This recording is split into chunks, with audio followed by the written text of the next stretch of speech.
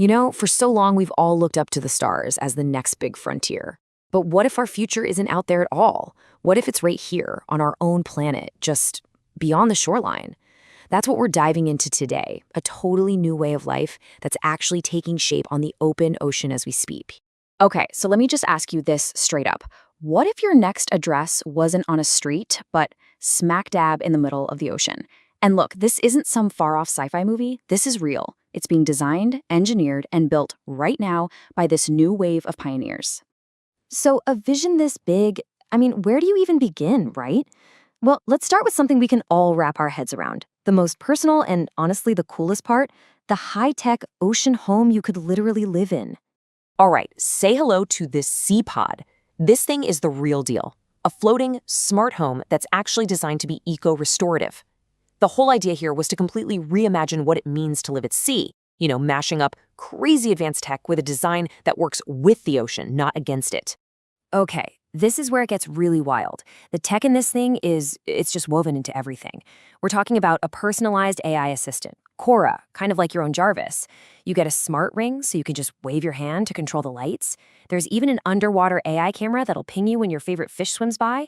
And they're even thinking about wired wellness, using tech that has super low EMF. And don't picture some tiny, cramped capsule, okay? This is 833 square feet of living space. That's a decent-sized apartment. The designers even call the main room an adaptable canvas. You can make it whatever you want. And the best part, it's surrounded by these huge panoramic windows, so you're always connected to that incredible ocean view. So obviously this whole new blue frontier thing, it's about way more than just a single house here and there. The people dreaming this stuff up, they're thinking so much bigger. They're scaling up from these individual pods to create entire habitats.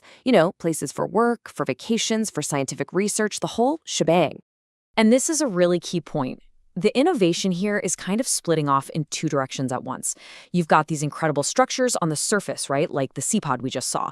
But at the same time, there's a completely different movement pushing down, deep beneath the wave. Yeah, and this just lays out that underwater vision perfectly.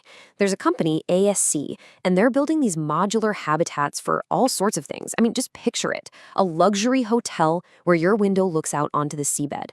Or think about data centers, putting them underwater where the ocean's cold just naturally cools them down. It's genius. They are literally building an entire future under the sea. Okay, but let's be real for a second. A house, whether it's on top of the water or under it, it can't just exist by itself in a vacuum, right? To make this new frontier actually work, to make it livable, you've got to have a whole new economy to support it all. And that's exactly what companies like Arkpad are doing. They're building this blue economy from the ground up. It's fascinating. They're creating these advanced floating fish farms, they call them hexafarms, designing totally new structures, and even figuring out how to mine valuable stuff like lithium right out of the seawater itself. It's not just one piece, it's the whole ecosystem. So to build all this crazy new stuff, you can't just use old materials. You need something revolutionary. And this might be one of the biggest game changers of all. It's called SeaBrick. Get this, it's a building block made from kelp. It floats, it's 3 times stronger than concrete, and it's half the weight. Just stop and think for a second about what that makes possible. And this isn't just some pipe dream on a whiteboard. Nope, SeaBrick has a real, solid roadmap. They're starting with a proof of concept on an old oil rig, and then by 2026, they plan to be selling actual physical bricks to builders. Their ambition is huge. They want to totally shake up all marine construction and maybe even start changing how we build on land too. All right, so we've gone from a single home to habitats to whole economies. Now let's scale it up one more time to the most ambitious, most out there vision of all, creating brand new societies, maybe even new nations, floating on the sea. Vote with your boat. Just let that sink in for a second. That is the powerful and, pretty provocative slogan for a project called Atlas Island. And for these guys, this is not just about cool tech or making money. No, for them, it's a mission. It's deeply philosophical. So what's the core idea?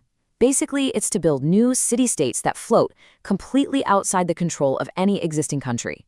The people behind this believe they can create brand new societies where everything is based on voluntary agreement. It's built on what they call the non-aggression principle, which is really just a simple idea. You can't start a conflict or use force against someone else or their stuff, period.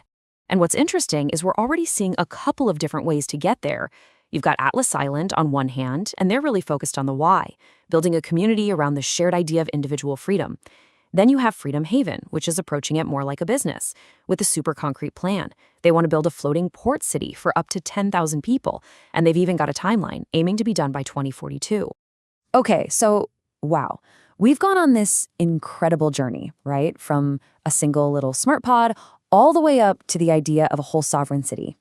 So what's the big takeaway from all this? What does it all mean for us, for our future? I think the most important thing to get is that this isn't just one thing. It's not a single idea.